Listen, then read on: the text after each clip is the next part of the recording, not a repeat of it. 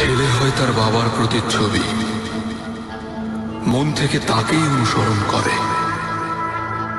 হোক খারাপ বা ভালো, সুন্দর হোক বা কুৎসিত, হোক সত্য বা মিথ্যা, সবকিছুতেই পিতার ভালোবাসা কিংবা ঘৃণা, তার ভয়, তার রাগ, যাই হোক না কেন, একদিন তা ছেলের মাঝে ফুটে ওঠে। এটা এমনই এক ঝড় যা সবকিছু উড়িয়ে নিয়ে যায়, তছনছ করে দেয়। যা কিছু সুন্দর সবকিছুকে ধ্বংস করে দেয়। হোক তার সন্তানকে নিয়ে পিতার ভরসা আর প্রশান্তি, হোক তার প্রতি ভালোবাসা কিংবা দয়ার অনুভূতি, মানুষ শেষ পর্যন্ত যাকে ভয় পায় তার মতোই হয়। প্রতিটি ছেলে সন্তান নিজের ভেতরে তার পিতাকে লালন করে, আর পিতা হয় সন্তানের প্রতিরূপ।